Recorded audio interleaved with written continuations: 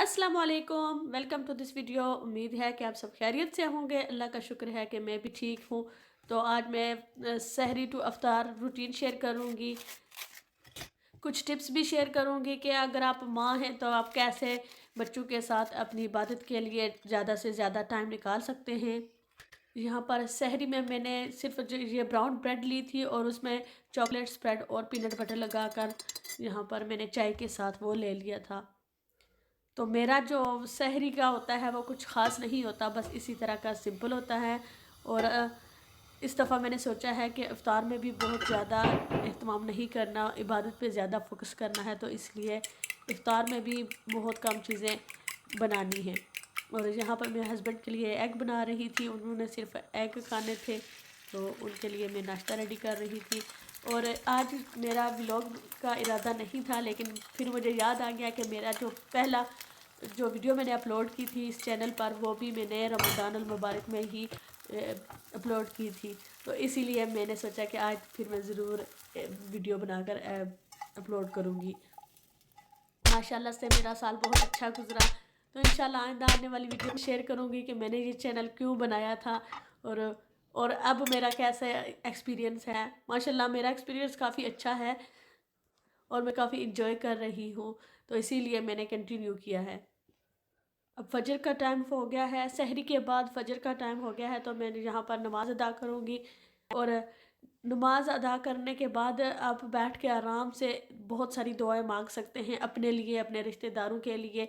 यहाँ पर मैंने लिस्ट बनाई हुई है कि मुझे क्या क्या दुआ मांगनी है, ताकि मुझे याद रहे कि ये बहुत मुबारक महीना होता है, इसमें आप बहुत सारी इबादत करते हैं और दूसरों को ज़रूर अपनी दुआओं में याद रखा करें। कहते हैं कि जो दुआ आप किसी दूसरे के लिए मांगते हैं तो अल्लाह ताला वो दुआ आपके हक में भी कबूल करता है, तो इसलिए दूसरों को अपनी दुआ में ज़रूर याद रखा करें। इसलिए मैंने लिस्ट बना ली है कि मुझे किस किस के लिए दुआ करनी है। ओवरऑल तो मैं सबके लिए ही दुआ करती हूँ, लेकिन इस दफ़ा मैंने नाम लिखे हुए हैं कि मुझे किस किस के लिए दुआ करनी है।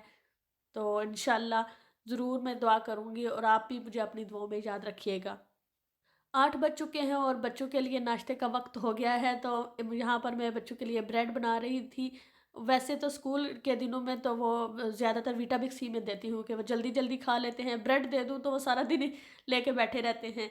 तो आज बच्चों का दिल था कि वो ब्रेड खाएँगे, और बेटा मेरा जो है वो पीनट बटर पसंद करता है और बेटी जो है वो चॉकलेट स्प्रेड, तो उसके लिए वो, और छोटी जो है उसके लिए मैंने जो है वीटाबिक्स ही बनाया है। वीटाबिक्स अच्छा होता है और काफ़ी देर तक फुल रखता है और ग्रोथ के लिए अच्छा होता है, तो इसीलिए वीटाबिक्स ही ज़्यादा देती हूँ।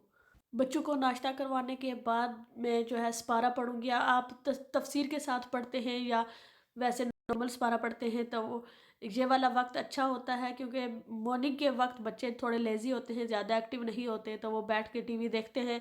तो इसीलिए मैं इस वक्त जो है कुरान पाक पढ़ना ज़्यादा पसंद करती हूँ, ताकि एक सपारा मैं अभी मैं सिर्फ एक ही सपारा पढ़ूँगी, ट्रांसलेशन के साथ नहीं पढ़ूँगी, लेकिन जो मैंने सोचा है कि मैं तफसीर और ट्रांसलेशन के साथ एक आयत कम अज़ कम रोज़ाना की पढ़ूँगी।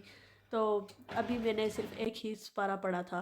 तो उसके बाद मैंने लॉन्ड्री लगा दी है और यहाँ पर मैं किचन की सफाई कर लूँगी। यहाँ पर जो कुकर है वो काफ़ी गंदा हो गया है, और ये देखें कि यहाँ पर रेड कलर की टाइल्स थी जो हमने उतार दी है, क्योंकि यहाँ पर हमने न्यू लगवानी है, तो इसीलिए हमने उतार दी हैं। अब रमज़ान की वजह से वेट करेंगे, तो इंशाल्लाह रमज़ान के बाद फिर वो सेट करेंगे। आप फजर के बाद भी, जब फजर की नमाज के बाद उस वक्त भी कुरान पाक पढ़ सकते हैं, लेकिन मैं उस वक्त सो गई थी क्योंकि बच्चे अभी घर में हैं, तो दिन में मुझे नैप का टाइम नहीं मिलता, तो इसलिए मैंने सोचा था कि मैं उस वक्त रेस्ट कर लेती हूँ, क्योंकि आपको बॉडी को रेस्ट भी चाहिए होती है, तो इसका आपने ध्यान रखना है। और इसीलिए उस वक्त मैंने रेस्ट कर ली थी, और इस वक्त मैं दोबारा जो है फिर दूसरे काम कर लूँगी। अगर आपके बच्चे बड़े हैं तो आप दिन में भी नैप ले सकते हैं, लेकिन मेरे बच्चे छोटे हैं, घर में हैं, छुट्टियां हैं, तो स्कूल जब स्टार्ट हो जाएंगे तो उस वक्त मुझे थोड़ा टाइम मिल जाएगा। छोटी जब नैप लेगी उस वक्त मैं भी थोड़ी रेस्ट कर सकती हूँ, लेकिन बाकी काम जो होते हैं वो मुझे करने होते हैं, तो इसलिए मैं बेहतर समझती हूँ कि वो फजर के नमाज के बाद थोड़ी देर रेस्ट कर लूँ और उसके बाद जो है दिन का आगाज़ करूँ। मैं कुकर के लिए, बाथरूम के लिए ज़्यादातर जो है सिंक जो भी साफ़ करने होते हैं उनके लिए मैं एल्बो ग्रीस यूज़ करती हूँ, और कहीं ज़्यादा हार्ड जो दाग होते हैं उनके लिए ये पिग स्टफ़ यूज़ करती हूँ। पिग स्टफ़ का ये है कि इससे जो स्क्रैचेस वगैरह नहीं पड़ते, तो इसलिए मैं ये यूज़ करती हूँ। शायद ज़्यादा हार्डली आप रब करें तो हो जाए, लेकिन वैसे मेरे एक्सपीरियंस में ऐसा नहीं आया कि इससे जो है कोई भी स्क्रैच आई हो। आप ये वाला जो है ग्लास पे भी यूज़ कर सकते हैं। माशाल्लाह बहुत अच्छे तरीके से साफ़ हो गया है। पर चिकन को मैं डीफ्रॉस्ट कर लूँगी। ये बोनलेस चिकन है, तो आज मैं बनाऊँगी चिकन और पालक। तो उसके लिए मैं चिकन जो है उसको डीफ्रॉस्ट कर लूँगी और इतने में बाकी जो छोटे-मोटे काम हैं वो साथ-साथ में वो कर लेती हूँ। बच्चों को लंच देने के बाद मैंने कुकिंग स्टार्ट कर दी थी। तकरीबन 12 बजे का टाइम था, मैंने स्टार्ट कर लिया था, क्योंकि शाम के वक़्त जो काफ़ी अफ़रा-तफ़री होती है तो बहुत टाइम लगता है, तो बच्चों के साथ तो और ज़्यादा टाइम चाहिए होता है। इसीलिए जो है मैं जो बड़े-बड़े काम हैं वो मैं पहले कंप्लीट कर लूँगी, ताकि शाम के वक़्त थोड़े काम हों और जल्दी कंप्लीट हो जाएँ।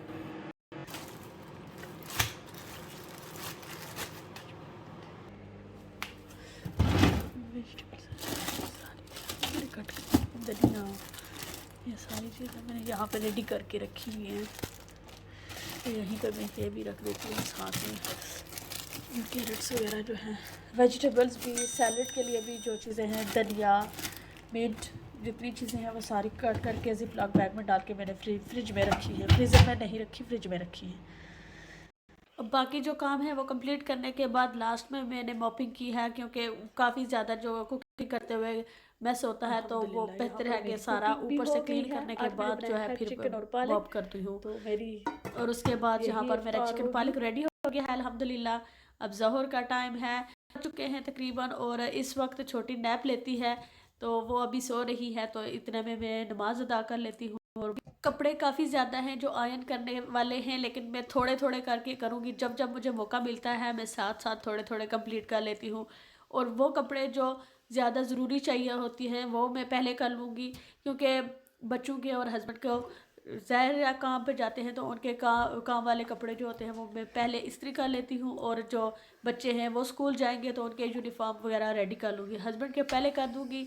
बच्चों का तो छोटे छोटे होते हैं, वो मॉर्निंग में भी हो जाते हैं जब बच्चों को रेडी करना हो, तो इसीलिए जो है मैं ये काम साथ साथ निपटा लूँ। अगर हस्बैंड घर में हूँ, बच्चों के साथ हूँ, तो फिर काफ़ी टाइम होता है, तो उस वक्त मैं जो है सारे एक साथ ही कंप्लीट कर लेती हूँ। बाकी काम ना हूँ तो कपड़े इस्त्री करने वाले हूँ तो वो मैं उस वक्त कर लेती हूँ, वरना इसी तरह करती हूँ।